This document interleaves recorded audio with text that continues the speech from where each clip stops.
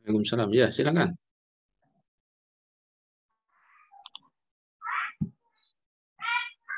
Silakan dimulai. Bisa dimulai ya, Pak?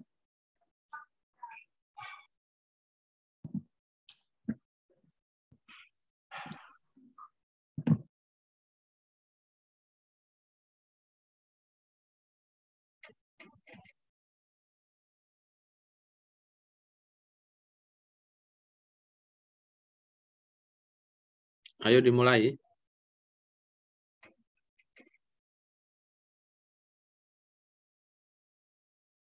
Halo.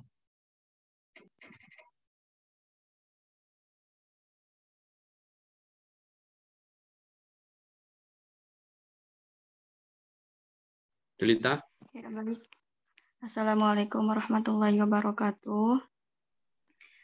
Kami dari kelompok 6 yang terdiri dari 3 orang, Nadia Tasya, Elinur Humairo, dan saya Novi Mufiatul Zahro. Kali ini akan membahas kajian kritik ad-dakhil dari jalur tafsir Khawarij.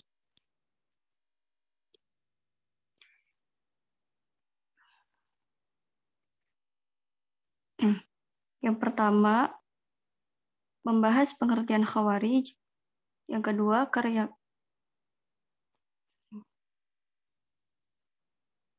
Yang pertama, pengertian Khawarij yang akan disampaikan oleh Nelly. Silahkan, Nel.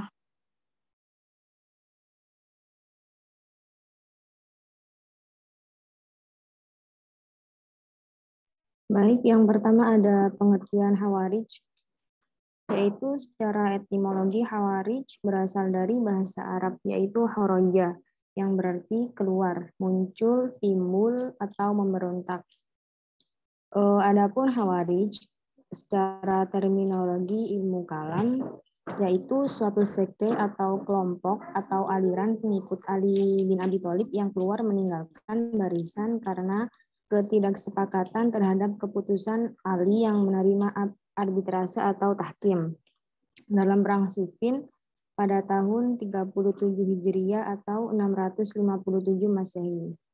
Dengan kelompok buwot atau pemberontak Muawiyah bin Abu Sufyan perihal persengketaan khilafah.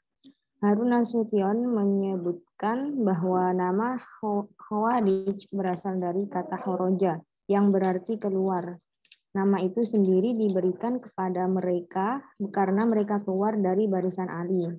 Dengan demikian, kaum Khawarij memandang diri mereka sebagai orang yang meninggalkan rumah dan kampung halamannya untuk mengabdikan diri kepada Allah dan Rasul-Nya. Kaum Khawarij kadang-kadang juga menamakan golongan mereka kaum syuroh, artinya kaum yang mengorbankan dirinya untuk kepentingan keridhaan Allah. Dan mereka juga sering disebut Haruriyah dari kata Harura, yaitu nama desa yang terletak di dekat Kufa di Irak. Di tempat inilah mereka berkumpul setelah memisahkan diri dari Ali berjumlah 12.000 orang dengan memilih Abdullah ibn Wahab ar-Rasyid menjadi imam sebagai ganti dari Ali bin Abi Thalib. Selanjutnya, tafsir kaum Khawarij dan perkembangannya. Mereka, kaum Khawarij, adalah kaum muslimin yang dianggap fanatik dan ekstrim dalam sepak terjang mereka. Penafsiran mereka terhadap sebagian ayat Al-Quran sangat frontal. Mereka mengabaikan makna ayat Al-Quran berdasarkan pemahaman yang terbatas dan sempit mengenai Al-Quran. Sebagai konsekuensinya, menghasilkan kesimpulan yang menyimpang. Sebagaimana mereka beranggapan bahwa pelaku dosa besar adalah kafir. Mereka berdalilkan ayat Al-Quran surah Al-Ma'idah ayat 44. Bismillahirrahmanirrahim. Wa man lam yahkum bima anzalallahu faulaika humul kafirun. Yang artinya, barang siapa yang tidak memutuskan, tidak berdasarkan wahyu yang diturunkan Allah, mereka adalah orang-orang yang kafir. Nah, di sini menurut penafsiran mereka, setiap pelaku maksiat tanpa peduli tingkatannya baik perbuatan syirik atau perbuatan yang bukan syirik, maka ia adalah kafir. Karena dia telah melakukan suatu dosa dengan melakukan perbuatan yang menyimpang dari wahyu Allah. Kaum Khawarij pada umumnya terdiri dari orang-orang Arab Badui hidup di padang pasir yang serba tandus, membuat mereka bersifat sederhana dalam cara hidup dan pemikiran, tetapi keras hati dan berani dan bersikap merdeka, tidak bergantung pada orang lain. Perubahan agama tidak membawa perubahan dalam sifat-sifat kebaduian mereka. Mereka tetap bersikap bengis, suka kekasaran, dan tak gentar mati. Sebagai orang Badui, mereka tetap jauh dari ilmu pengetahuan ajaran-ajaran Islam sebagaimana yang terdapat dalam Al-Quran dan hadis. Mereka artikan menurut lafaznya dan harus dilaksanakan sepenuhnya. Iman yang tebal tetapi sempit ditambah lagi dengan sikap fanatik ini membuat mereka tidak bisa mentolerir penyimpangan terhadap ajaran Islam menurut paham mereka, walaupun penyimpangan dalam bentuk kecil.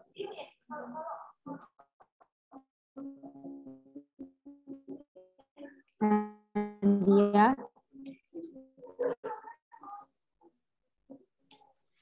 Baik, selanjutnya akan dijelaskan Novi. Ya, baik. Selanjutnya karya-karya tafsir Khawarij. Next.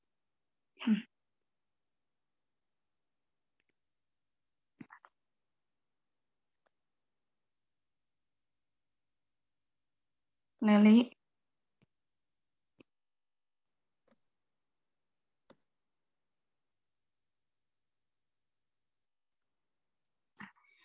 Tradisi Khawarij dalam melahirkan dan membuat karya-karya tafsir tidak sesubur karya tafsir yang dilahirkan oleh Sunni, Mu'tazilah, dan Syiah, baik dari segi kuantitas ataupun dari kualitas.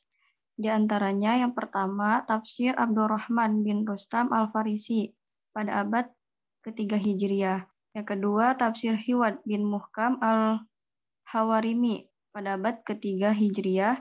Yang ketiga, tafsir Abi Ya'qub Yusuf bin Ibrahim Al-Warjalani abad ke-6 Hijriah. Yang keempat, tafsir Da'i Al-Amal Liyaum Al-Amal oleh Syekh Muhammad Yusuf Itfisi. Mufasir kontemporer yang meninggal pada tahun 1332 Hijaz ila Darul Mi'ad oleh Syekh Muhammad Yusuf bin Isa. Yang keenam, tafsir Al-Tafsir oleh Syekh Muhammad Yusuf Al-Itfi. Selanjutnya, contoh-contoh ad-dakhil dalam tafsir Khawarij.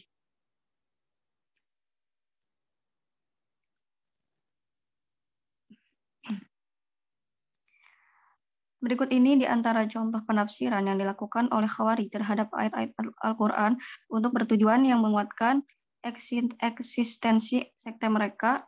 Adapun contohnya sebagai berikut. Yang pertama, ayat yang melegitimasi dalam memvonis kafir terhadap setiap pelaku dosa. Terdapat pada surah Ali Imran ayat 97. A'udzu billahi minasyaitonir rajim. Bismillahirrahmanirrahim. Walillahi 'alan nasi hajjul baiti man istata'a ilaihi sabila wa man kafara fa innallaha ghaniyyun 'anil 'alamin.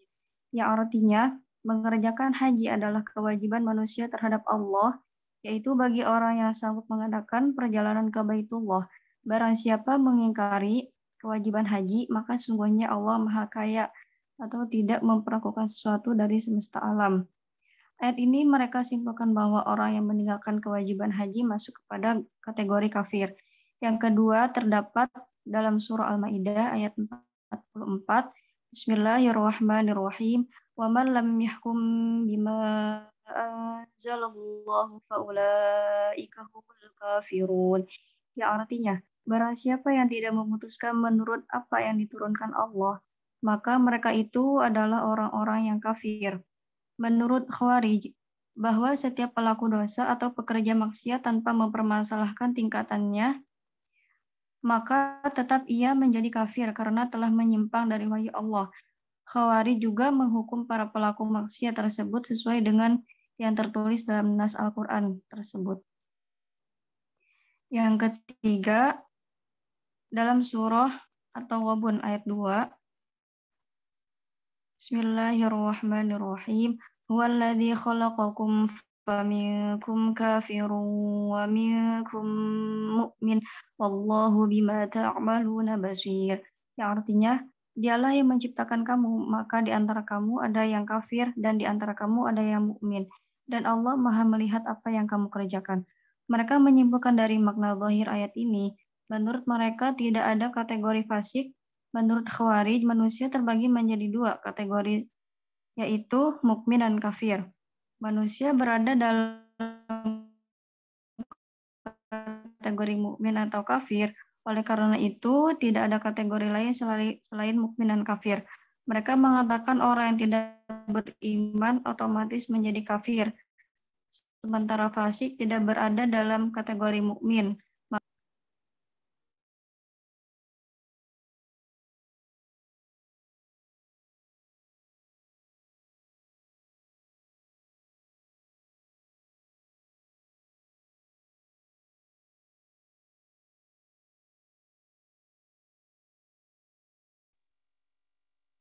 Sudah, Nad. Baik, selanjutnya akan dijelaskan oleh saya sendiri. Selanjutnya analisis atau penilaian terhadap tafsir Khawarij. Menganalisa tafsir Khawarij dapatlah kita katakan bahwa penafsiran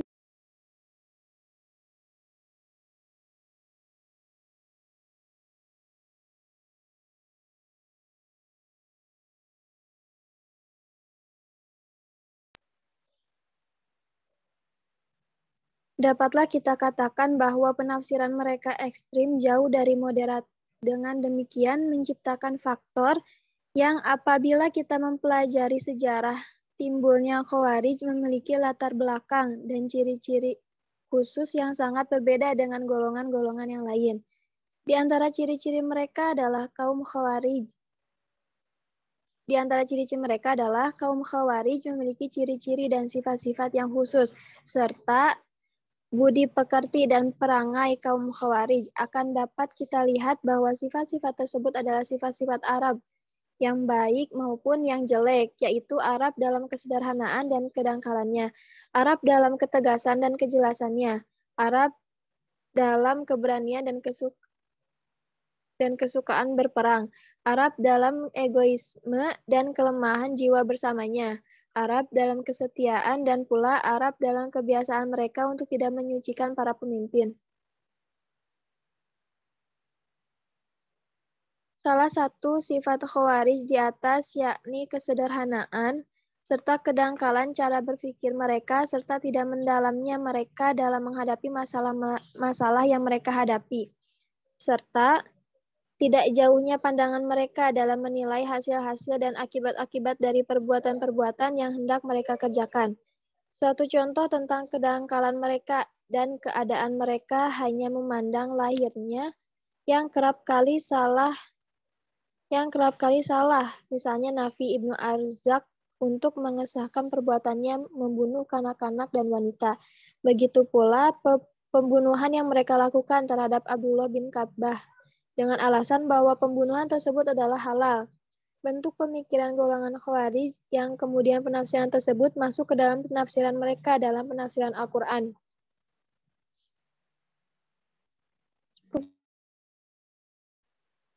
Cukup sekian. Selanjutnya sesi pertanyaan. Yang ingin bertanya atau ingin menambahkan dipersilakan.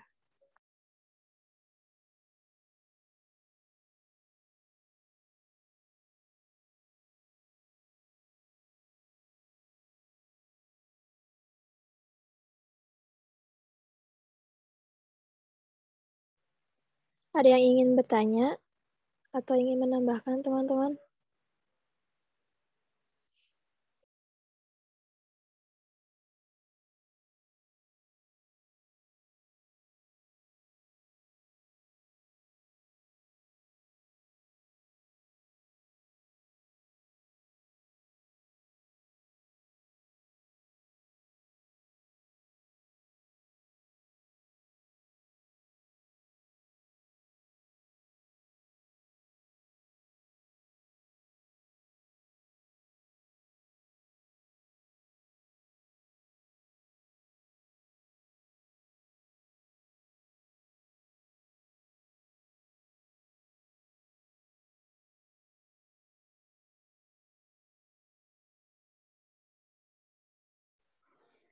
Bapak mungkin belum ada yang ingin bertanya. Kenapa nggak bertanya itu? Sudah paham semua?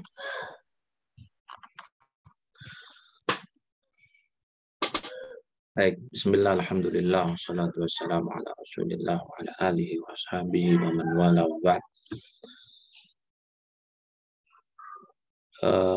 Terima kasih kepada pemakalah yang sudah menyampaikan materinya. Kita lanjutkan diskusi tentang tafsir.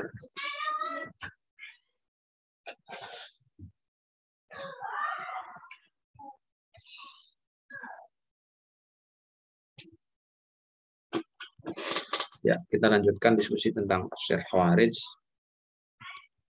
Tapi sebelum kita masuk ke beberapa hal terkait dengan Khawarij, saya ingin mengingatkan tentang apa itu Khawarij ya. Yang pertama, Khawarij itu jamak dari Kharijah atau jamak dari Kharijun. Kharijun. Khawarij. Kharijun itu berarti orang yang keluar. Nah, keluar dari mana? Keluar dari ya macam-macam ya. Nanti definisian apa namanya para ahli sejarah dan para ahli al-milal wan nihal ya di dalam memaknai yang keluar itu keluar dari mana ya. Sebagian ada yang memahami bahwa Khawarij itu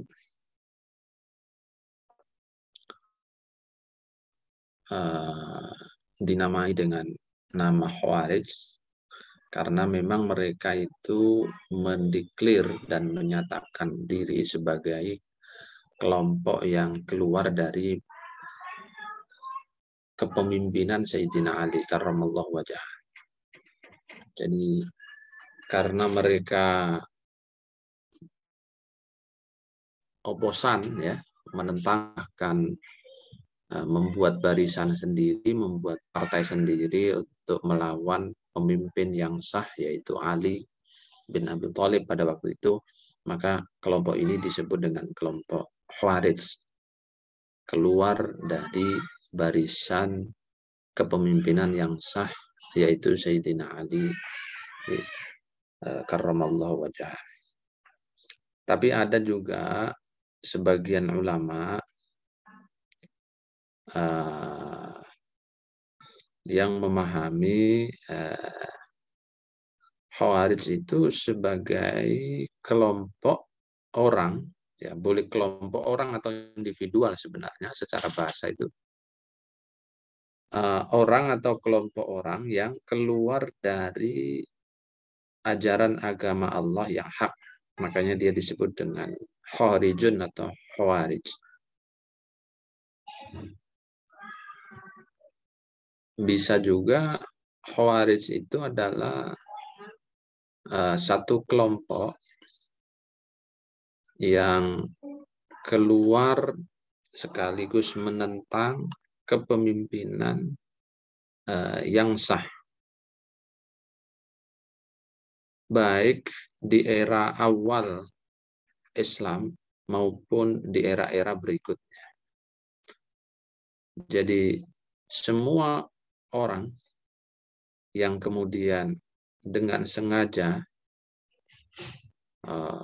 menyatakan diri keluar dari kepemimpinan yang sah, itu bagi definisi yang ketiga ini itu disebut sebagai Khawarij. Ya, jadi yang definisi ketiga ini lebih umum daripada yang pertama dan yang kedua. Kalau yang pertama kan itu definisi masa klasik ya, masa asal mula munculnya kelompok ini, yaitu pada era Sayyidina Ali, tepatnya pada pasca perang Siffin perang Siffin yang terjadi antara Sayyidina Ali dan kelompoknya melawan Muawiyah bin Abi Sufyan dan kelompoknya. Semula satu kelompok dengan Ali, tapi karena tidak sepakat dengan kebijakan politik yang diambil oleh Sayyidina Ali, maka mereka keluar membangun barisan sendiri, membangun, kalau bahasa kita sekarang, partai politik sendiri, maka dinamailah mereka dengan nama Khawarij. Nah, tapi definisi yang kedua itu kan bukan definisi politik ya. Kalau yang kedua tadi saya sampaikan, yaitu orang atau kelompok orang yang keluar dari agama Allah yang hak. Itu definisi teologis ya. Nah, yang ketiga ini definisi politis juga.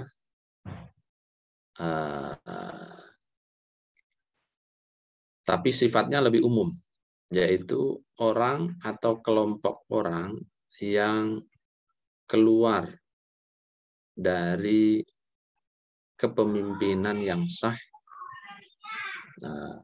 di setiap zaman, baik zaman dulu, zaman pertengahan maupun zaman kita hari ini. Siapapun yang keluar dan menentang kepemimpinan yang sah itu bisa disebut ya dengan istilah Khawarij. Ini definisi yang umum mengeneralisir. Ada sebagian ulama yang mendefinisikan demikian. Nah, dari sisi internal, ya, internal itu artinya dari versi Khawarij sendiri, mereka mendefinisikan diri mereka sebagai Khawarij itu kata mereka itu adalah kata Khawarij itu merupakan kata yang baik, kata mereka. Karena yang dimaksud oleh mereka keluar itu adalah keluar dari rumah untuk berhijrah menuju Allah dan Rasul-Nya. Ya, sampai dia mati. Ya, itulah yang disebut dengan Khawarij atau definisi Khawarij versi internal orang-orang Khawarij. Jadi didefinisikan secara positif oleh mereka. Walaupun kenyataan bagi non-Khawarij itu dinilai tidak demikian. Jadi mereka sendiri menganggap dan mengutip ayat karena tradisi dalam kelompok Khawarij itu adalah mengutip ayat, itu saja ya. Yang penting ada ayatnya walaupun pemahamannya kurang tepat. Dia ngutip ayat misalnya qauluhu ta'ala wa may yahruj min baitihi muhajiran ila Allahi wa rasulihi thumma yudrikuhul mautu faqad waqa'a ajruhu 'ala Allah wa kana Allahu ghafurur rahima. Ya, barang siapa yang keluar dari rumahnya dengan niat hijrah kepada Allah dan Rasul-Nya, lalu dia tiba-tiba pada saat keluar rumah untuk berhijrah tadi meninggal, maka pahalanya itu sudah dicatat oleh Allah. Ini kutipan ayat yang mereka pakai untuk mendefinisikan diri mereka sendiri sebagai kelompok Khawarij. Dan mereka bangga dengan sebutan itu. Kami rela meninggalkan sanak keluarga, meninggalkan tanah kelahiran, karena kami berhijrah menuju Allah dan Rasul-Nya. Kami siap untuk melawan penguasa-penguasa yang dolim.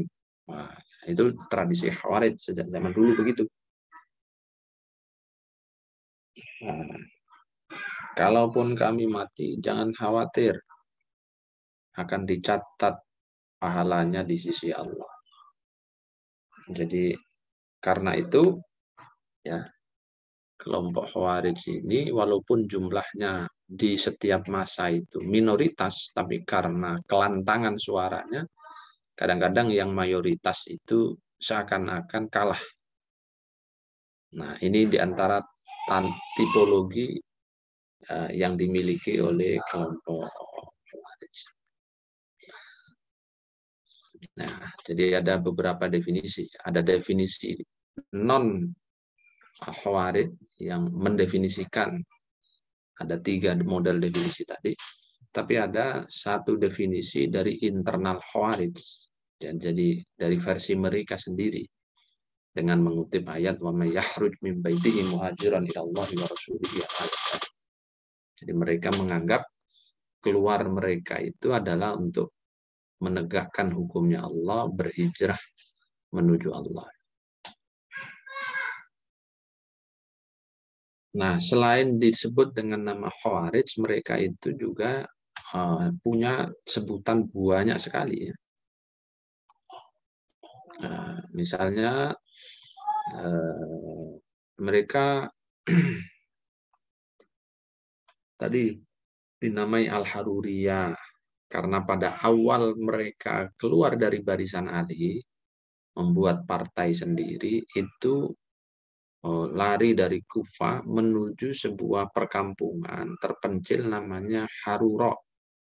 Haruro, ya, tidak jauh dari Kufah, perkampungan kecil terpencil namanya Haruro. Makanya dinamai kelompok ini dinamai Haruriyah. Lalu dinamai juga dengan sebutan Al-Muhakkimah. Al-Muhakkimah. Ya, Muhakkimah itu disebut dengan nama ini karena mereka tidak menyetujui keputusan, ya, keputusan pada waktu tahkim, arbitrase pada perang Siffin yang dilakukan oleh 2 sahabat perwakilan dari 2 kelompok. Dari kelompok Sayyidina Ali itu diwakili oleh Abu Musa al-Asy'ari, politisi senior. Lalu dari kelompok Muawiyah itu diwakili oleh sahabat junior Amr bin As pada waktu itu. Karena tidak sepakat dengan hasil tahkim atau perundingan damai yang disepakati pada waktu itu, maka kelompok ini disebut Muhakkimah. Disebut Muhakkimah alasan yang lain karena mereka selalu mengutip ayat la hukma illa lillah untuk menyerang dan memberikan judgement kepada lawan-lawan politik mereka. Makanya disebut Muhakkimah. Tidak ada hukum kecuali hukumnya Tuhan, Allah. La hukma illa lillah. Karena dikit-dikit la hukma illa lillah, la hukma illa lillah, syiarnya itu man lam yahkum bima anzalallah fa ulaika humul kafirun dan seterusnya tadi. Makanya disebut dengan Muhakkimah, kelompok yang mudah memberikan keputusan hukum.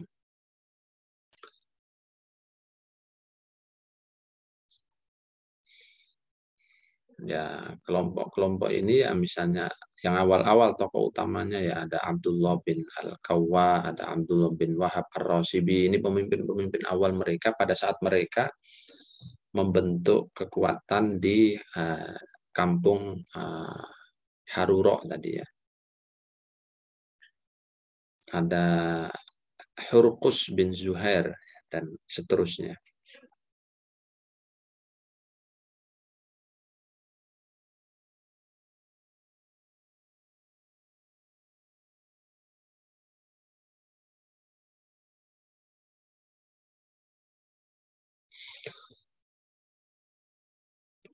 Disebut tadi juga asyurah ya, asyurah.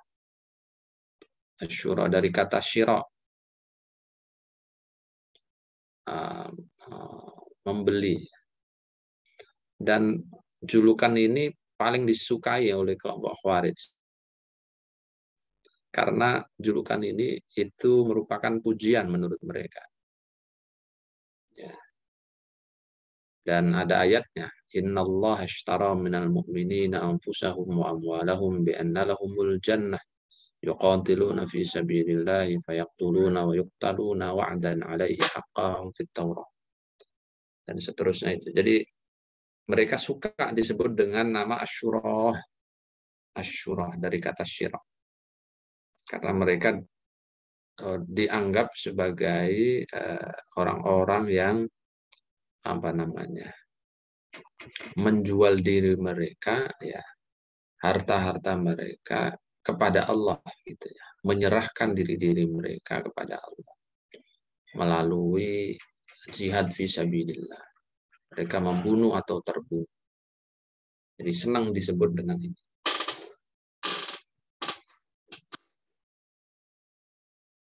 Kami menjual diri kami untuk taat kepada Allah. Kami menjual diri kami agar mendapatkan surga. Nah, itu syiar-syiar inilah yang nanti direproduksi oleh kelompok-kelompok teroris, ya, melalui apa, kemanten, ya, kemanten atau bom-bom panci kayak gitu-gitu. Itu doktrinnya adalah ayat-ayat ini. Ayat inil hukmu illa lillah, ayat innallaha ashtara minal mu'minina anfusahum wa amwalahum bi anna lahumul jannah yuqatiluna fi sabilillahi fayaqtuluna wa yuqtalun.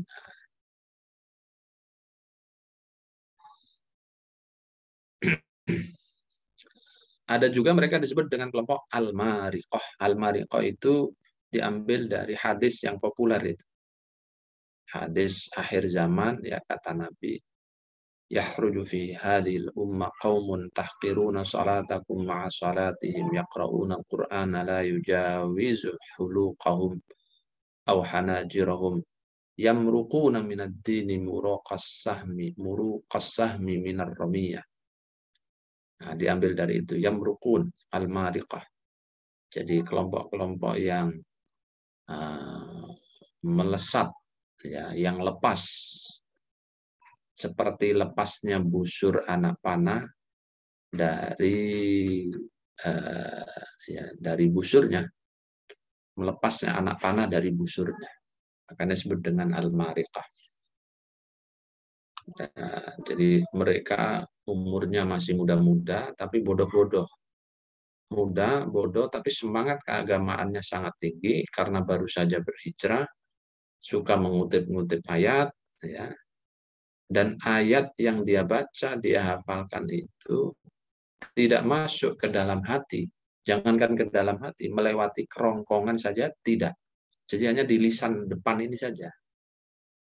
Ya, kalimat-kalimat thayyibah sering diucapkan, tapi tidak didalami apa maksudnya, di mana tempatnya harus diucapkan. Orang seperti inilah yang disebut oleh Nabi yamruquna minad dini muruqas sahmi minar ramiyah. Diibaratkan seperti melesatnya anak panah dari busurnya, cepat sekali dia.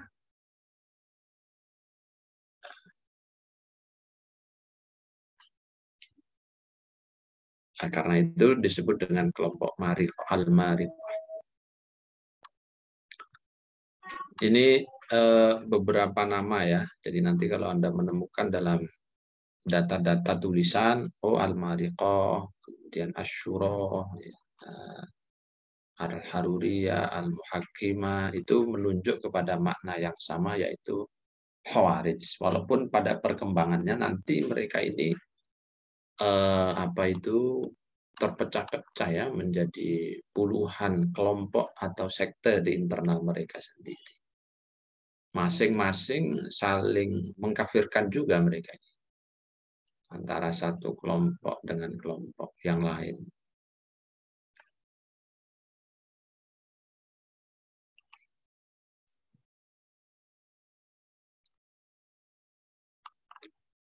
Baik, saya yang kedua ingin mengingatkan tentang sejarah munculnya ini Khawarij, sebelum nanti menunjukkan beberapa contoh tafsir, ya. Tadi di dalam kolom chat juga sudah saya share dua file tulisan mengenai Khawarij ini. Jadi kelompok ini pada awalnya dulu, ya, di zaman-zaman sahabat, terutama di Sayyidina Ali, zaman pemerintahan Sayyidina Ali, itu kelompok ini menjadi bagian dari kelompoknya Sayyidina Ali, pendukung koalisinya Sayyidina Ali.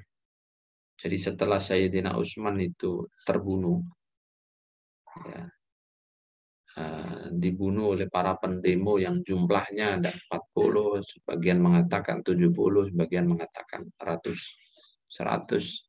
Intinya banyak lah ya yang mengepung kediaman Sayyidina Utsman menuntut keadilan dari Sayyidina Utsman ya.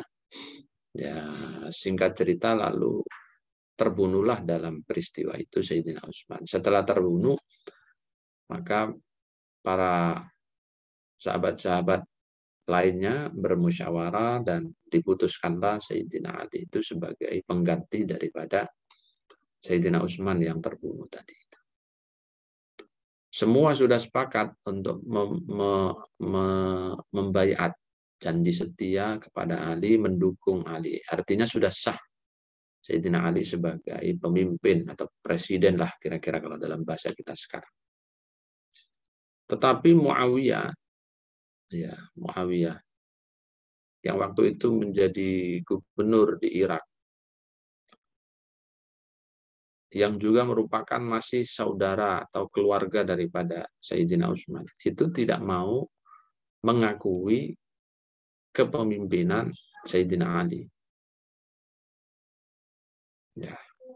Maka Sayyidina Ali ya melakukan lobby-lobby politik, mengirim beberapa kali untuk mengajak rundingan. Apa sih kendalanya? Kenapa kamu tidak mau mengakui kepemimpinan Sayyidina Ali? Sampai pada akhirnya setelah dilakukan negosiasi, Muawiyah mau mengakui dan membaiat Sayyidina Ali, tapi dengan syarat. Nah, beberapa syarat, ya salah satu syarat itu adalah Sayyidina Ali harus segera membentuk tim pencari fakta untuk menemukan siapa pembunuh Sayyidina Utsman. Itu salah satu syarat yang diberikan oleh Muawiyah. Nah, Sayyidina Ali menyanggupi, baik, nanti akan segera kami urus. Dan diberikan hukuman setimpal kepada para pembunuh Utsman. Karena sudah disepakati perjanjiannya, maka Muawiyah menyetujui dan akhirnya mendukung, mengakui kepemimpinan Sayyidina Ali. Untuk beberapa tahun awal, ya ayam-ayam aja, artinya berjalan dengan baik ya. Koalisi mereka tidak ada masalah. Tapi dalam perjalanannya kemudian, Sayyidina Ali ini memang sudah membentuk tim untuk menyelidiki, ya kalau bahasa kita sekarang TPF ya, tim pencari fakta. Siapa sih sesungguhnya yang membunuh Sayyidina Ali di rumahnya pada waktu peristiwa demo besar-besaran itu. Nah, Sayyidina Ali ini tipikal orangnya sangat hati-hati. Ya, orang alim, sangat hati-hati, hatinya lembut, ya. Sehingga dalam instruksi beliau kepada para tim itu ya harus betul-betul jeli, jangan sampai menuduh orang yang tidak terlibat itu menjadi terlibat, atau bahasa yang lain jangan sampai salah di dalam merekomendasikan hasil temuannya. Nah, maka timnya bekerjanya juga hati-hati dan lama ya, memakan waktu yang cukup lama. Nah, karena cukup lama, maka lawan-lawan politik Sayyidina Ali yang sebelumnya itu tidak mendukung Ali tadi, mulai timbul rasa curiga kepada Sayyidina Ali. Kenapa kok tidak kunjung diberikan keputusan akhir ya? Jangan-jangan Ali ini masuk bagian dari para pendemo untuk mendapatkan tampuk kekuasaan. Nah, sudah ada kecurigaan-kecurigaan begitu. Dunia kekuasaan itu memang jahat ya. Tidak mengenal siapa lawan, siapa kawan ya. Politik itu ya sangat memang dekat dengan ya mungkin ya sangat keras lah politik itu. Nah, sudah ada desas-desus, wah jangan-jangan Ali ini terlibat dan lain-lain. Lalu ya namanya kalau isu kalau dibiarkan kan lama-lama dipercaya oleh orang-orang yang hati dan pikirannya tidak jernih. Ya. Orang-orang awam yang ya hanya ikut-ikutan komen di media sosial, tidak mengerti duduk perkaranya, malas untuk tabayun dan lain-lain. Nah, itu pasti gampang termakan emosinya ya. Apalagi kalau dikaitkan dengan macam-macam lah, nah, gitu biasanya yang temperamental itu gampang untuk dipancing emosinya. Nah, agar tidak terus larut begitu kan tentu pihak ahli harus membuat counter wacana gitu, yang menegaskan bahwa dirinya tidak terlibat ya. Dan memang Sayyidina Ali tidak terlibat ya dalam proses demo besar-besaran itu, tidak terlibat sama sekali. Tapi hanya karena gorengan politik itu kan ya seperti yang kita alami di dunia modern hari ini ya. Gorengan-gorengan itu kan ya 5.000 digoreng dadakan itu kan masih hangat-hangat, itu kan kayak tahu bulat gitu ya, jadi enak apalagi musim hujan begini. Jadi diberikan counter wacana, ya nggak ada yang percaya, ada yang nggak percaya. Ya singkat cerita semakin memanas dan puncaknya terjadilah sampai peperangan. Jadi Sayyidina Ali lalu mengirim pasukan untuk menyerbu Muawiyah karena kekuatan Muawiyah ini itu satu-satunya gubernur yang paling membangkang kepada Sayyidina Ali. Karena dia ngerasa, saya kan udah gubernur sebelum ente jadi khalifah, saya gubernur diangkat oleh Utsman, kira-kira begitu. Dan dia punya ikatan keluarga dengan Sayyidina Utsman.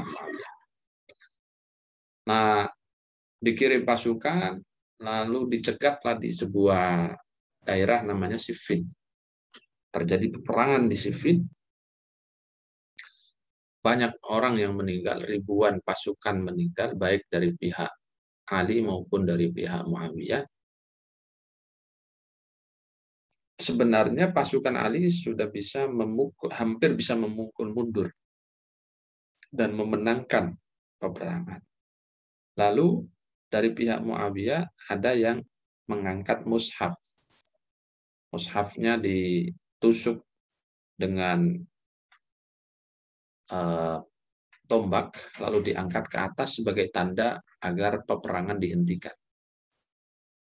Nah, disinilah para pembaca sejarah kemudian mensinyalir awal mula terjadinya politisasi agama atau politisasi Al-Quran itu ya di masa Siffin ini.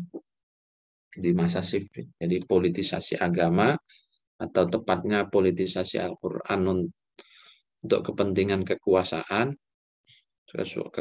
praktis itu secara nyata terlihat pada peristiwa Siffin, di mana kelompok Muawiyah itu mengangkat Al-Quran sebagai tanda perdamaian.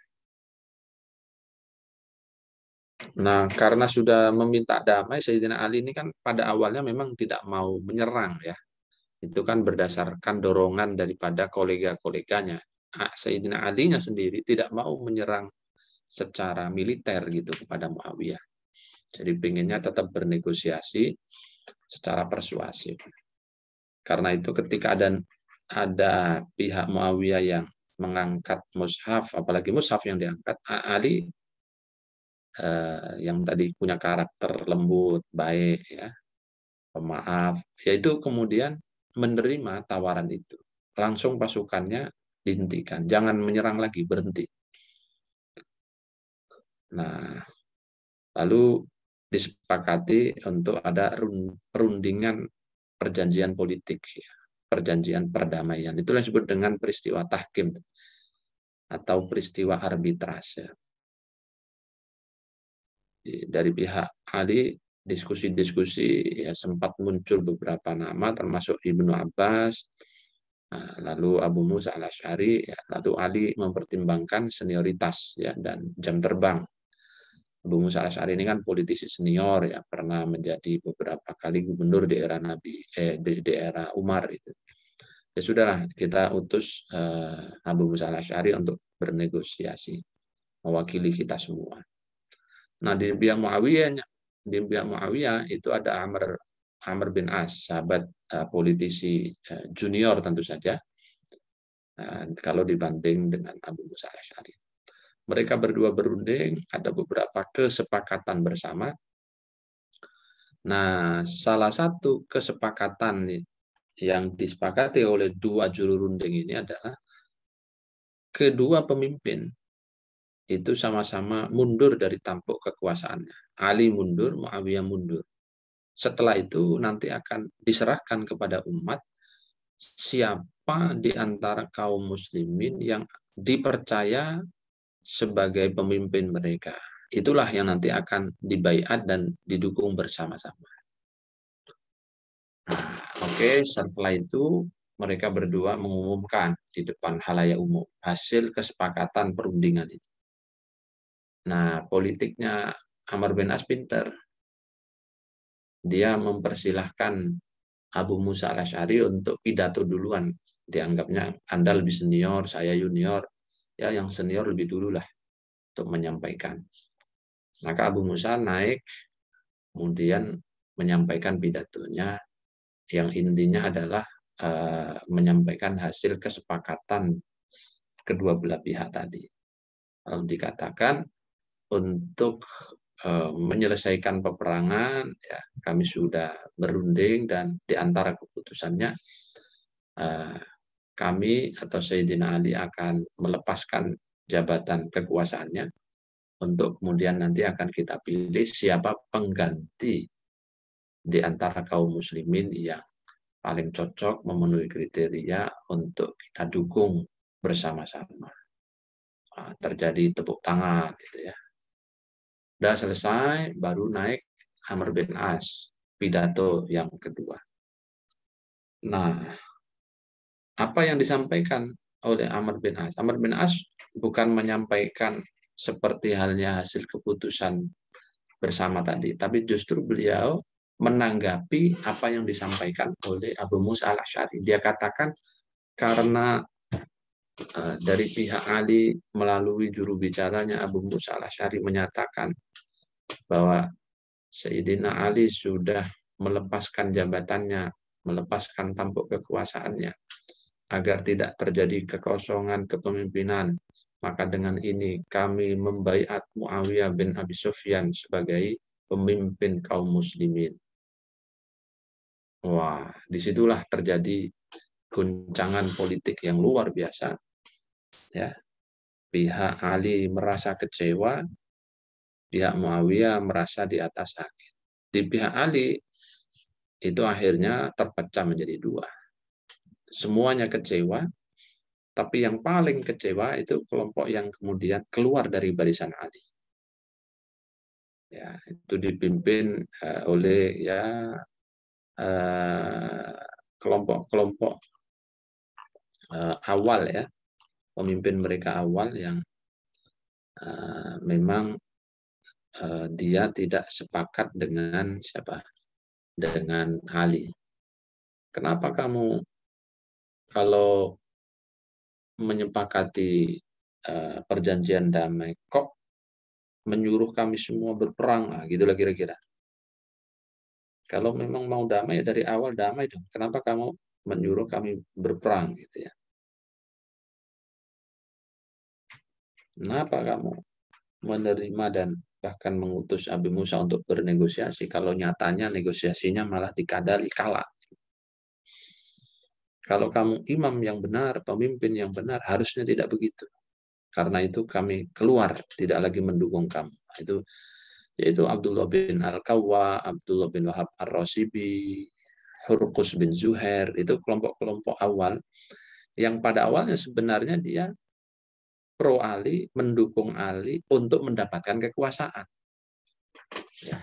Tapi tidak diberikan kekuasaan oleh Ali saat perang ikut, kalah lagi. Itu semakin membuncah. Karena itu mereka menuntut Ali, mengatakan Ali tidak adil, mengatakan Ali tidak berhukum dengan hukumnya Tuhan, dan seterusnya. Akhirnya mereka nyempal membuat partai sendiri. Ya, kalau kita sekarang mungkin partai perjuangan gitu ya. Dia membawa sekian banyak pasukan yang pro dengan mereka ke sebuah perkampungan yang tadi disebut dengan Harurah tadi ya. Makanya dinamai Haruriyah. Di sana menyusun kekuatan ya. Dan juga membangun ideologi partainya lah kira-kira kalau bahasa kita ya. ideologi partai, visi misi, tujuan, program kerja gitu disusun. Agar apa? Agar mendapat simpati dari masyarakat, terutama masyarakat awam yang nggak mengerti politik, nggak mengerti duduk perkara. Nah, salah satu cara untuk menjustifikasi dan menyusun ideologi parpolnya ini, ya Abdullah bin Wahab Ar-Rasibi waktu itu menjadi pemimpin, ya kemudian menyusunlah sebuah strategi dengan cara apa? Ya mengambil ayat-ayat Al-Quran sebagai dalil untuk memperkokoh posisi mereka, dan akhirnya ini nanti menjadi ideologi gerakan mereka. Nah, memakai ayat misalnya inil hukmu illa lillah misalnya, ya. Berhukum itu ya, hukum itu ya hanya hukumnya Allah, selain hukumnya Allah tidak absah.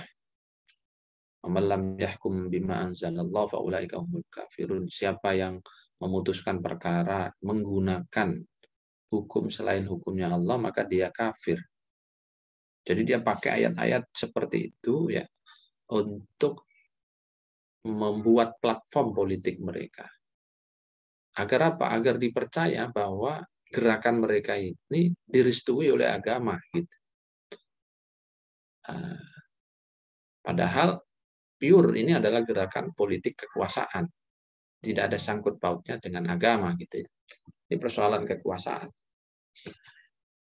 Oleh karena itu nanti kaum Khawarij itu di dalam memahami ayat-ayat Al-Quran itu tidak bisa lepas dari model pemahaman kelompok-kelompok pembentuk awalnya ini. Dan selalu menentang kepemimpinan yang sah. Di setiap bumi yang dipijak, disitulah dia akan menentang pemimpin yang sah dengan alasan yang sama. Pemimpinnya tidak adil, pemimpinnya tidak menggunakan hukum Tuhan. Karena tidak menggunakan hukum Tuhan, maka keadilan tidak bisa diterapkan. Karena itu dia kafir. Karena kafir, maka sah darahnya untuk dialirkan, dibunuh, diperangi. Makanya di setiap bumi dipijak, kelompok Khawarij akan selalu menjadi oposan. Dia akan menjadi lawan pemerintah yang sah, lalu menyerang, membunuh. Maka puncaknya nanti Sayyidina Ali kan dia bunuh melalui Abdurrahman bin Muljam. Ya. Dia membunuh, sebelum membunuh ya itu memekikkan kalimat thayyibah Allahu Akbar. Jadi kalau Anda sekarang sering mendengar kalimat-kalimat takbir dalam gerakan politik, sebenarnya itu bukan sesuatu yang baru. Itu hanya kopian dari gerakan politik identitas masa lalu gitu ya, yang diperankan oleh antara lain adalah kelompok Khawarij. Jadi kalau belajar sejarah sebenarnya sih harusnya sudah bisa mengidentifikasi dan memahami dengan baik gitu. Makanya dalam konteks dunia modern banyak orang mengatakan untuk kepentingan politik kekuasaan jangan menggunakan atau jangan mempolitisir agama, apalagi Al-Quran untuk merebut kekuasaan itu. Karena kalau sampai itu terjadi, maka ini kita sebut dengan politisasi agama, dan agama terlampau suci untuk dikotori oleh kepentingan-kepentingan sesaat seperti ini. Ya. Jadi agama ditarik-tarik untuk kepentingan perebutan kekuasaan. Kasihan agamanya. Padahal agamanya sebenarnya terbebas dari kepentingan-kepentingan itu. Jadi untuk menghindarkan itu banyak kalangan yang kemudian mengatakan jangan sampai mempolitisir agama demi kepentingan politik kekuasaan. Karena siapapun mereka, kalau disentuh emosi keagamaannya, pasti akan bangkit. Walaupun dia sebenarnya tidak pernah sholat, bahkan hari-harinya penuh dengan maksiat, mohon maaf. Kalau disentuh agamanya, dia akan bangkit. Nah, itu efeknya ya agama itu. Nah, kalau ada politisi-politisi yang nakal menggunakan emosi agama, emosi sara, untuk kepentingan kekuasaannya. Itu sangat berbahaya. Itu akan kembali kepada cara-cara masa lampau seperti yang pernah dipraktekkan oleh kelompok separatis Khawarij. Ya. Jadi membunuh saja mengatasnamakan agama dan berbangga. Ya, kalau Abdurrahman bin Muljam itu kan dia seorang hafizul Quran. Gambaran riwayat Ibnu Abbas itu ya jidatnya hitam gitu ya. Saking seringnya sujud, ya, hafizul Quran ya. Tetapi dia menghalalkan darah sesama ahlul qiblat, apalagi pemimpin yang sah yaitu Sayyidina Ali. Ditusuk dengan kalimat thayyibah. Disuruh bertaubat sebelum dia dieksekusi mati, tidak mau bertaubat, malah dia berbangga dengan apa yang dia lakukan. Jadi sudah sangat tertutup ya. Karena kekuasaan ya. Jadi seakan-akan apa yang dilakukan itu adalah kebenaran. Padahal sebaliknya gitu. Nah, itu bahayanya ya. Karena itu orang yang belajar sejarah selalu akan mewanti-wanti, janganlah menggunakan politisasi agama untuk kepentingan politik sesaat, karena sejarah kita ini sangat kelam ya, di abad pertengahan itu menggunakan jargon agama untuk kepentingan merebut kekuasaan praktis. Ya. Oke, nah setelah Sayyidina Ali meninggal, lalu nanti Sayyidina Muawiyah bin Abi Sufyan itu menjadi pemimpin ya, terlepas dari peristiwa-peristiwa politik, intrik politik yang sedemikian rupa. Yang jelas akhirnya kan setelah Ali terbunuh, Muawiyah lah yang menjadi pemimpin. Setelah menjadi pemimpin, ya sama, kelompok Khawarij menjadi kelompok penentangnya Muawiyah juga. Menganggap Muawiyah kafir. Jadi selain Ali, selain Utsman dikafirkan. Semua yang terlibat dalam tahkim, arbitrase itu adalah kafir yang halal darahnya. Karena itu ketika Muawiyah naik menjadi penguasa, diperangi terus oleh mereka. Ya, diperangi. Sampai zaman Abbasiyah juga demikian. Walaupun mereka ini kecil, tapi militannya minta ampun, siap untuk ya menjadi pengantin-pengantin yang dibunuh lah, bahasa kita sekarang. Jadi bomber-bomber itu. Karena diiming-iming tadi, ya, asyurah, orang yang menjual dirinya agar mendapatkan imbalan surga. Jadi mereka berbangga itu. Ya, maka mereka rela untuk menyerbu, membunuh gubernur, membunuh ini, dan seterusnya. Maka di setiap tempat itu mereka akan selalu makar kepada pemerintah yang sah. Ini sejarahnya Khawarij seperti itu. Nah, oleh karena itu, satu ketika begini, Ibnu Abbas itu dikirim oleh Ali ya, ketika Sayyidina Ali masih hidup untuk bermunadharah, debat terbuka kalau bahasa kita sekarang, debat terbuka dengan kelompok Khawarij yang ada di Harurah tadi. Datang seorang diri. Ya, datang seorang diri. Dengan pakaian jubah yang paling ganteng, pokoknya paling perlente lah. Ya, dalam riwayat yang panjang. Melihat kedatangan Ibnu Abbas, orang-orang Khawarij itu mencibirnya karena pakaiannya kan lusuh ya. Jidatnya hitam, badannya kurus kering karena saking seringnya puasa, melek malam, ya ngapalin Quran, tapi nggak dipahami Al-Quran itu secara baik gitu. Digambarkan oleh Ibnu Abbas, mereka itu dengkulnya itu seperti dengkulnya unta, saking seringnya sujud. Jidatnya itu hitam-hitam karena apa? Saking seringnya sujud, kata Ibnu Abbas dalam riwayat yang panjang. Lalu saya datang, masuk, terjadilah diskusi, debat publik. Lalu saya tanya kepada mereka, kenapa mereka itu keluar dan menentang Sayyidina Ali? Mereka menjawab, ada 3 perkara. Kenapa kami semua ini tidak mendukung Ali dan menjadi oposan, selalu mengganggu kekuasaan Ali. Yang pertama adalah Ali itu berhukum atau menerapkan keputusan hukum, tetapi hukumnya tidak berdasarkan hukum Allah. Ya, peristiwa tahkim yang mana Ali menyerahkan negosiatornya kepada Abu Musa al-Asy'ari itu adalah bentuk bahwa Ali tidak berhukum dengan hukumnya Allah, tapi berhukum dengan hukumnya manusia. Nah, itu pemahaman piciknya Khawarij ya. Karena tidak berhukum dengan hukumnya Tuhan, akhirnya kan kalah kan kita. Kayak gitu mereka. Karena kalah ya kami nggak mau lagi mendukung orang yang kemudian tidak berhukum dengan hukumnya Tuhan.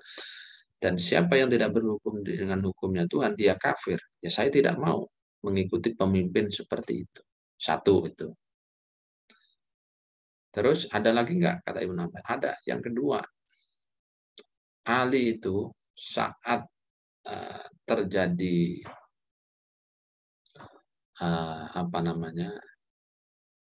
negosiasi perjanjian damai di Siffin, itu kan menanggalkan jabatannya sebagai Amirul Mukminin. Kalau dia menanggalkan jabatannya sebagai Amirul Mukminin, berarti sisanya yang terjadi sama dengan Ali adalah Amirul Kafirin. Karena jabatan Amirul Mukmininnya dia tanggalkan dengan alasan perdamaian. Berarti yang tersisa Ali adalah Amirul Kafirin. Kami tidak mau mendukung Amirul Kafirin. Nah, yang ketiga, ada lagi nggak yang ya? Ada. Nah, ini alasan-alasan politik semua. Memang gerakan politik kan Khawarij. Dia katakan begini. Ali dulu pada saat perang Jamal, sebenarnya kami semua kan memenangkan. Kita semua kan menangkan melawan musuh itu. Tapi kenapa Ali lagi-lagi tidak menerapkan hukum Tuhan, di mana Tuhan mengatakan kalau kamu menang, maka boleh ngambil ghanimah, merampas pasukan yang musuh yang kalah. Tapi Ali tidak melakukan perintah hukum Tuhan tadi. Maka kami sekarang tidak mau mendukung Ali. Nah, apa masih ada lagi? Ditantang begitu sama Ibnu Abbas. Oh, sudah cukup. Itulah 3 alasan penting yang mendasari kenapa kami semua membangun partai baru, kira-kira begitu ya. Kelompok baru untuk memusuhi Ali. Baik. Kalau saya bisa menjelaskan semua keraguan kalian, 3 persoalan ini, dengan merujuk kepada Al-Quran dan juga apa yang pernah dilakukan Nabi, apa kalian mau berjanji akan kembali bertaubat dan mendukung Ali? Kalau maka mereka menjawab, iya.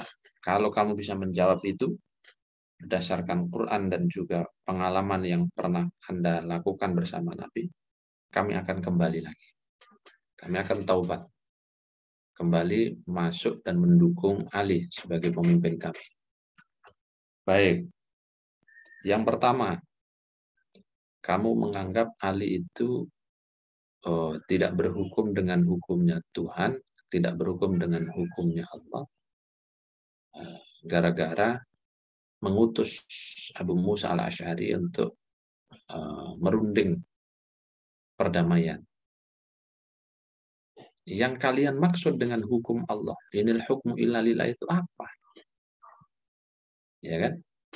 Ditanya balik gitu. Apakah hanya hukum-hukum yang ada dalam Al-Quran saja? Nah, kan tidak, kata Ibnu Abbas. Hukum Tuhan itu ada yang dimaktub, tertulis secara nyata dalam Al-Quran, tapi ada banyak yang diserahkan kepada manusia. didelegasikan kepada manusia untuk berpikir dan memutuskannya. Itu juga hukum Tuhan. Mau tahu dalilnya? Nah, lalu diambilkan dalil kasus dalam Al-Quran. Pertama, Ibnu Abbas menukil ayat mengenai kasus suami istri yang sedang mau akan bercerai. Biar tidak terjadi perceraian, kata Allah, fab'athu hakaman min ahlihi wa hakaman min ahliha. Utuslah hakim dari pihak laki-laki suami dan juga hakim perwakilan dari pihak istri untuk berunding melerai permusuhan yang terjadi antara dua pasangan suami istri ini. Apakah ini bukan hukumnya Tuhan? Ketika dua hakim ini nanti ketemu, perwakilan keluarga laki dan perempuan bertemu bermusyawarah untuk membahas masalah agar pasangan suami istri tidak cerai. Ketika mereka memutuskan A misalnya, harus begini, harus begitu. Apakah itu tidak berhukum dengan hukum Allah? Mereka semua terdiam. Ya, yaitu hukum Allah yang didelegasikan kepada umat manusia. Tidak ada detailnya dalam ayat Al-Quran. Tapi Al-Quran memerintahkan fab'athu hakaman min ahlihi wa hakaman min ahliha. Ketika masing-masing hakim ini kemudian berunding mempertimbangkan maslahat, mafsadat, baik buruk, lalu diambil keputusan, itulah hukumnya Allah. Diem ya, karena Ibnu Abbas memang pintar. Kasus kedua, dalil kedua untuk menjawab persoalan hukum Allah ini, beliau hadirkan ayat mengenai perburuan, berburu di tanah haram bagi orang-orang yang sedang berihram. Itu kan tidak boleh ya. Terus ada ayat itu apa? Yang ada dzawai adlim minkum, itu saya lupa ayatnya. Yahkumu dzawa adlim minkum. Apa ayatnya itu? Siapa yang hafal? Jadi intinya dalam ayat ini juga menegaskan kalau terjadi perselisihan mengenai siapa yang membunuh hewan tersebut, maka yang memutuskan ya bukan Allah lalu ada ayatnya gitu, enggak, adalah hakim yang ada di situ, orang yang ada di situ untuk memutuskan. Nah, ketika orang itu yang dipercaya sebagai pemutus perkara sudah berijtihad, kemudian mengambil kesimpulan, apakah kesimpulannya kemudian disebut itu bukan hukumnya Allah? Kan tidak bisa serta-merta begitu. Wong ayatnya nyuruh. Tidak ada sepatah kata pun jawaban. Karena benar jawabannya Ibnu Abbas berdasarkan ayat dan dipahamkan cara memahami ayat yang baik. 1-0 ya sudah dijawab. Lalu yang kedua, soal Ali yang tadi dikatakan dia menanggalkan jabatannya sebagai Amirul Mukminin. Dia gara-gara ingin damai ya. Jadi dalam perjanjiannya tadi kan begitu ya. Salah satu klausanya kan menanggalkan jabatannya sebagai Amirul Mukminin. Lalu Ibnu Abbas menceritakan tentang peristiwa Hudaybiyah. Kamu ingat nggak ya cerita ya, kalian dengar ada mungkin sebagian ada yang ikut, bapak-bapak kalian ikut ya dulu pada waktu Nabi bersama-sama para sahabatnya berangkat ke Mekah, sudah pakaian umroh dari Bir Ali, dicegat, sudah dekat Mekah padahal untuk mau umroh, nggak boleh, dicegat oleh kafir Quraisy. Akhirnya berputar agak jauh sampai Hudaybiyah, dikejar juga mereka oleh kafir Quraisy agar tidak masuk kota Mekah. Maka yang terjadi apa? Yang terjadi negosiasi perdamaian. Nah, dalam teks perdamaian itu Nabi Muhammad menyuruh memerintah Sayyidina Ali sebagai juru tulis. Jadi di hadapan kaum kafir Quraisy itu, utusan kafir Quraisy itu negosiasi. Banyak poin-poinnya ya, ada 7 apa 10 poin. Di pembukaannya itu Bismillahirrahmanirrahim. Pihak kafir itu menyatakan, apa Ar-Rahman Rahim? Kami nggak kenal, tolong diganti. Kata Rasul, umhu ya Ali, hapus ya Ali, ganti saja. Bismillah ya Allahumma. Diganti begitu. Oke, sepakat. Habis itu paragraf selanjutnya, uktub ya Ali, hadza ma salaha alaihi Muhammadun Rasulullah. Protes lagi pihak sana.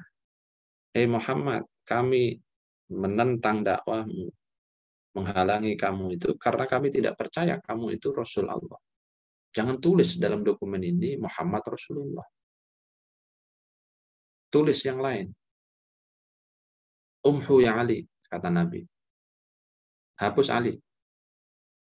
Terus, ini Ali udah mulai gregetan nih ya, marah dengan utusan kafir Mekah ini. Kenapa? Terus di gimana ya Rasul setelah saya hapus? Saya nggak mau hapus. Tetap nggak mau hapus Sayyidina Ali.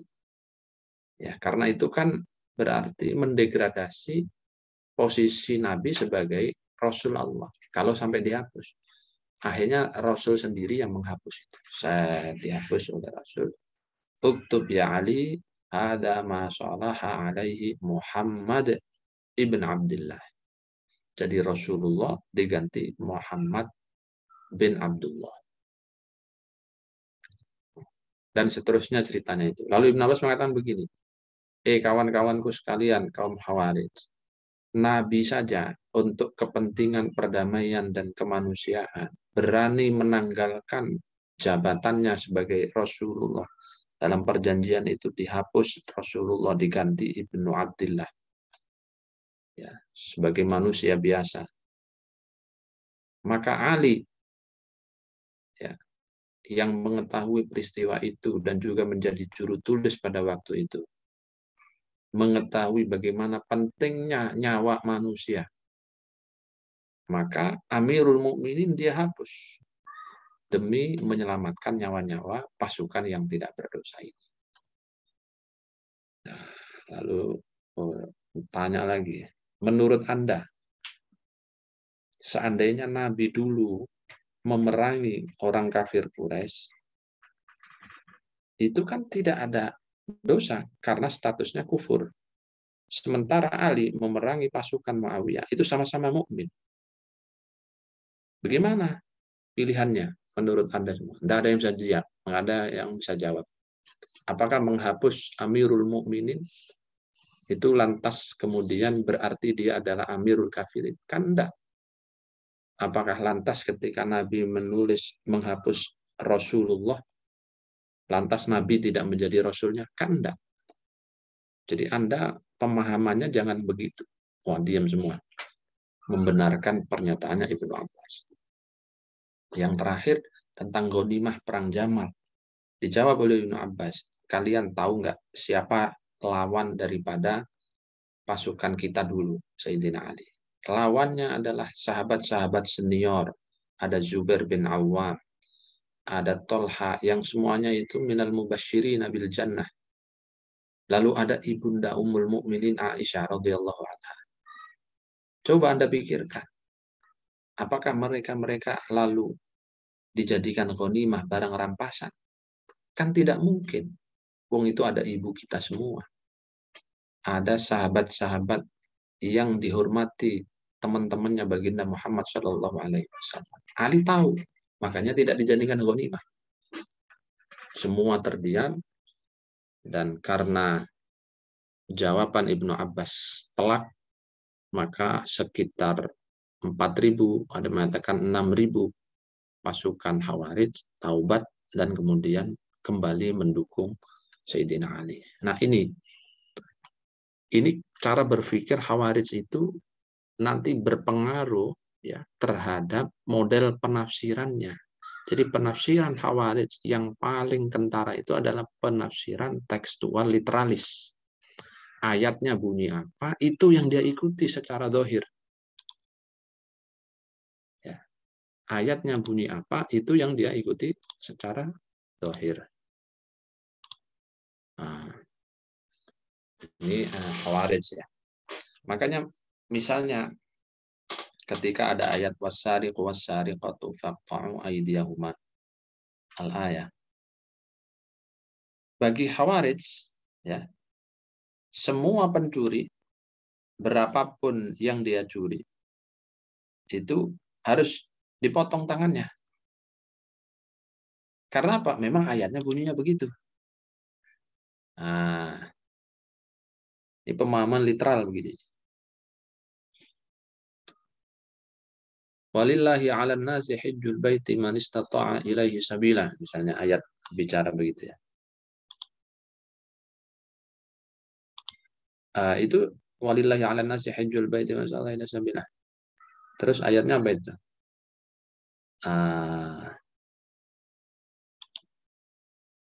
Dia katakan, karena ada lanjutan di situ kan ada apa itu? Lafadz kufurnya ya. Maka orang yang tidak pergi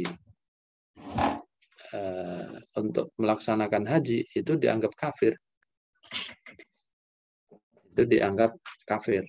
Ini pemahaman literal, tekstual. Nah, bahaya sekali. Halo?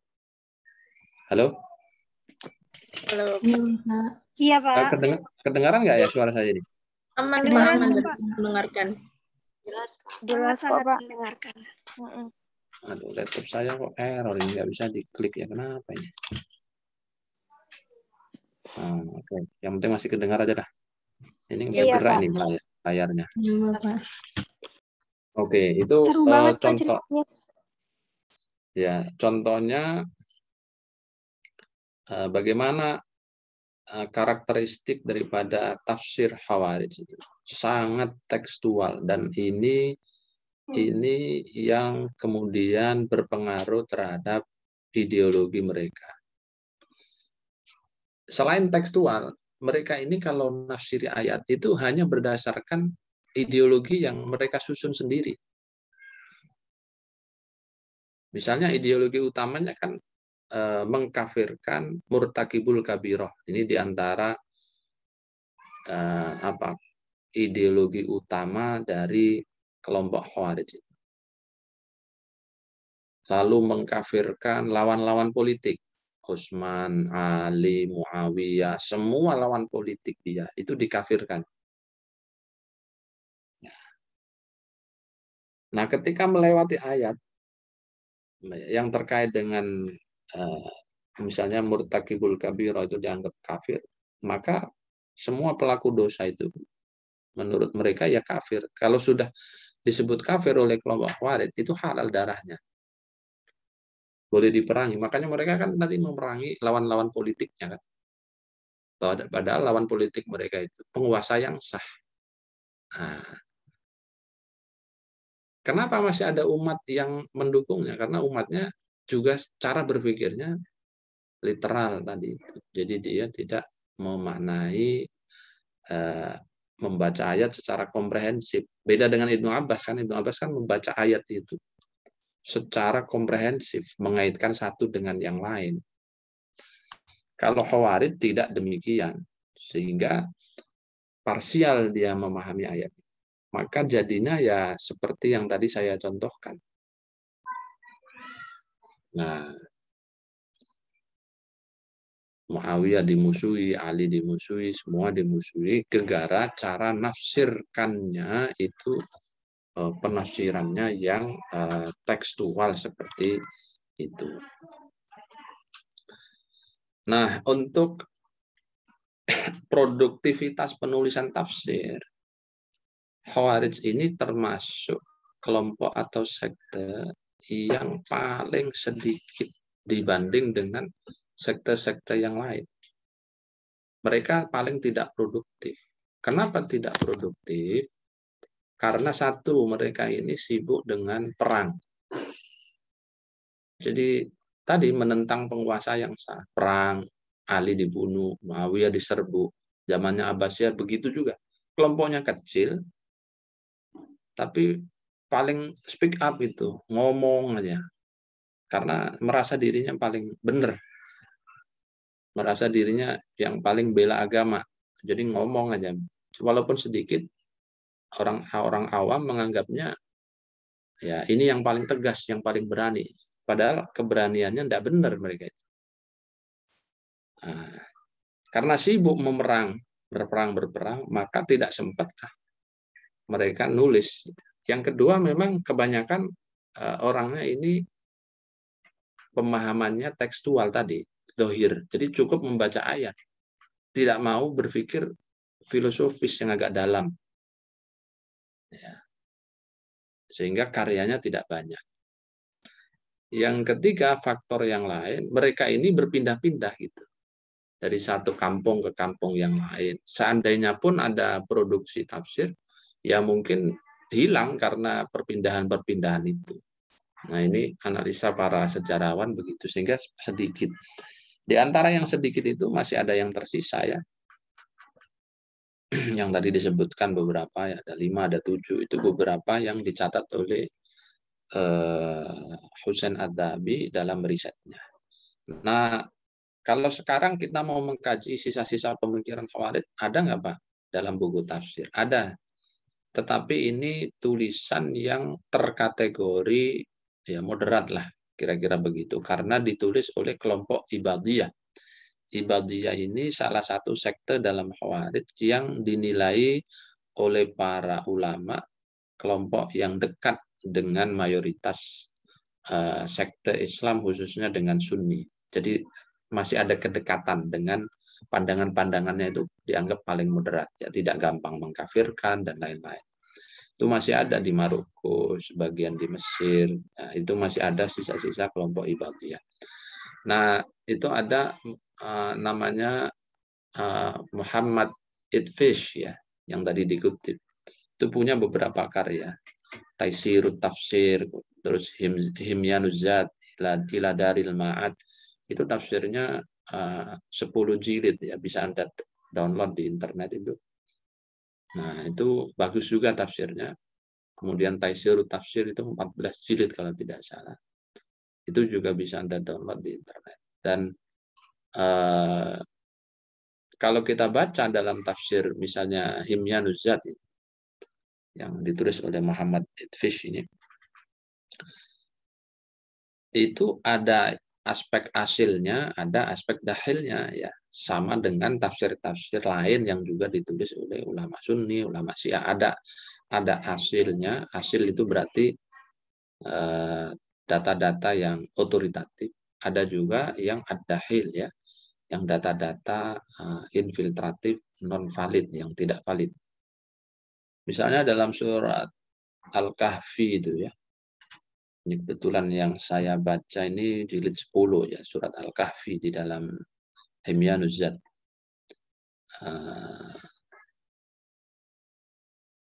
Yang qauluhu ta'ala walam yaj'alhu iwaja.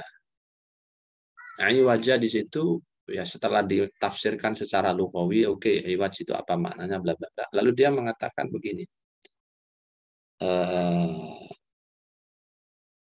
Ada dugaan riwayat dari Ibnu Abbas, kayak gitu, ya, dia nukil bahwa iwajan itu maknanya adalah makhlukon. Walam yaj'alhu makhlukon, artinya Tuhan tidak menjadikan kitab Al-Quran ini sebagai makhluknya. Dia mengatakan ada dugaan riwayat, atau ada riwayat yang diduga berasal dari Ibnu Abbas, bahwa iwajan itu artinya makhluk. Lalu dia komentar begini, wal mahfudhu anhu, sementara riwayat yang mahfud, artinya riwayat yang kuat dari Ibnu Abbas, sebenarnya bukan makhluk, ya, bukan kebalik, ya. Dia mengatakan iwajan itu ghair makhluqin, iwajan ghairu makhluqin. Jadi Al-Quran itu bukan makhluk. Lalu Idfish mengatakan riwayat yang mahfud, riwayat yang kuat, justru iwajan itu adalah makhluk. Berarti Al-Quran itu adalah makhluk, gitu, ya. Nah, dalam pandangan ini tentu kita sebagai pengkaji tafsir nanti boleh Anda cek mana di antara qaul Ibnu Abbas yang paling bisa dipercaya. Nah, maka kembalilah nanti kalau mau mengkritisi, kembalilah kepada metodologi kritik sanad dan kritik matan yang minggu lalu sudah kita diskusikan.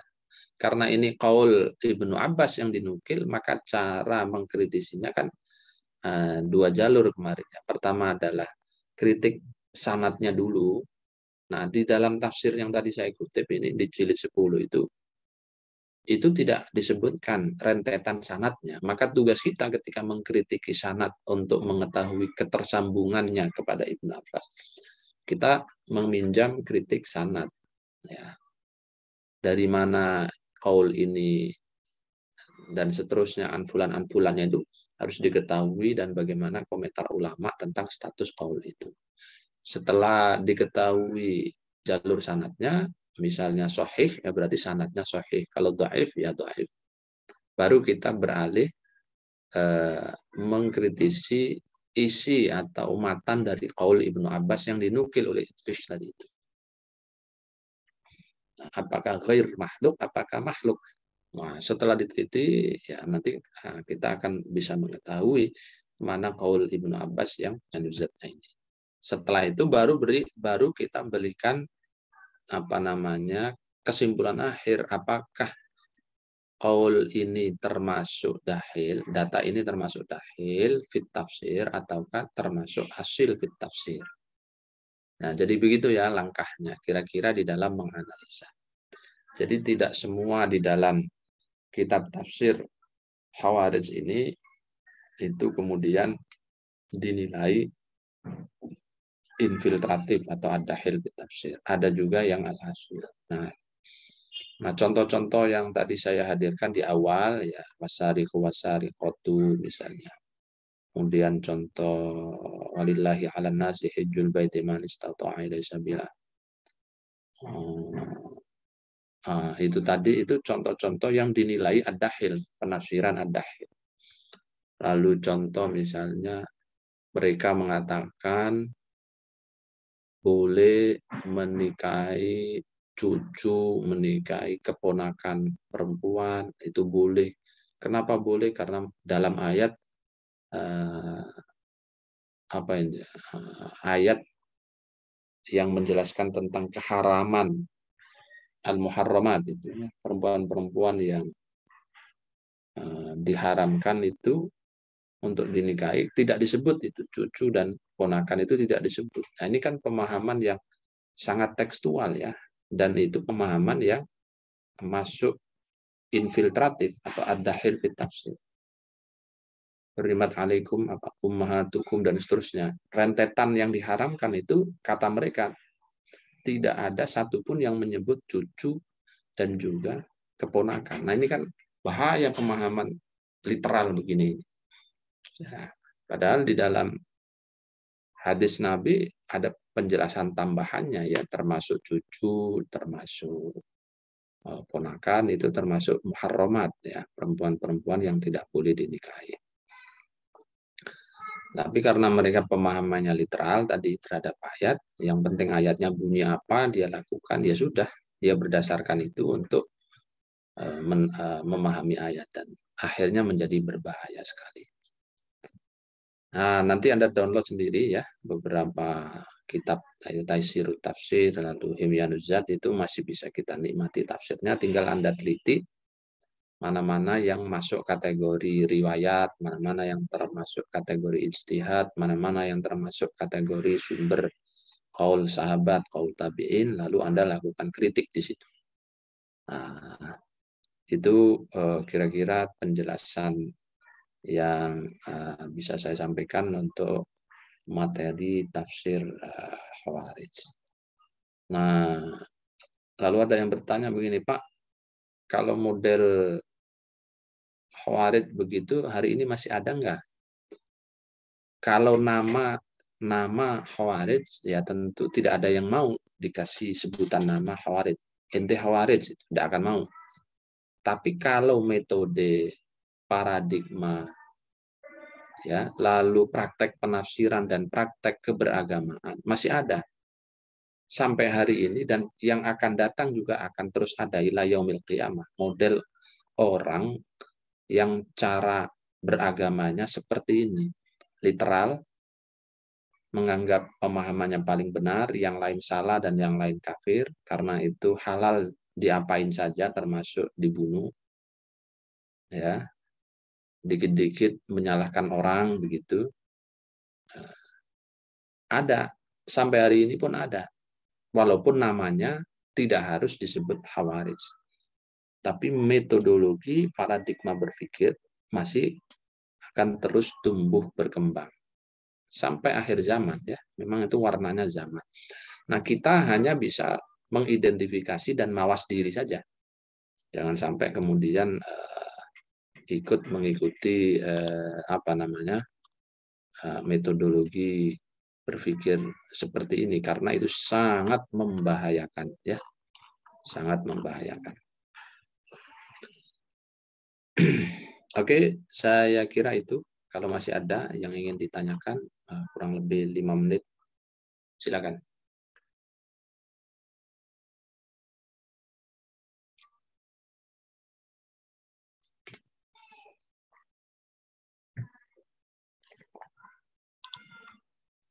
Halo?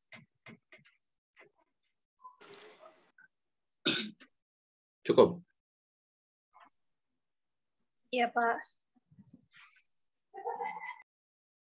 Cukup dah.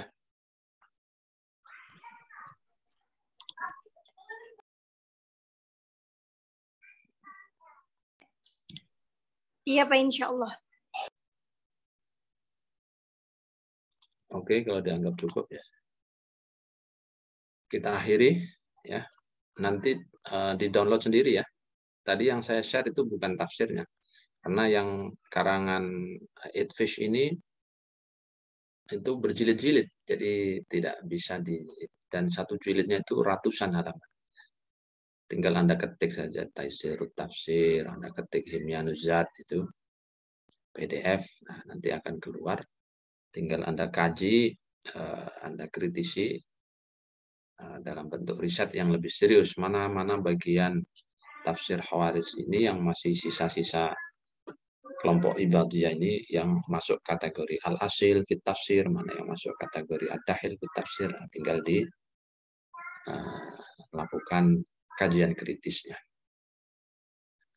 Baik, saya kira itu. Kalau tidak ada pertanyaan-pertanyaan, ya, mudah-mudahan bisa dipahami dengan baik dan nanti dipraktekkan dalam bentuk riset yang lebih serius. Demikian kita akhiri dengan hamdalah, alhamdulillahirabbil alamin. Wal afu minkum, wassalamualaikum warahmatullahi wabarakatuh. Waalaikumsalam warahmatullahi wabarakatuh. Terima kasih banyak ya, Bapak. Baik, saya izin dulu, ya. Ya, Pak.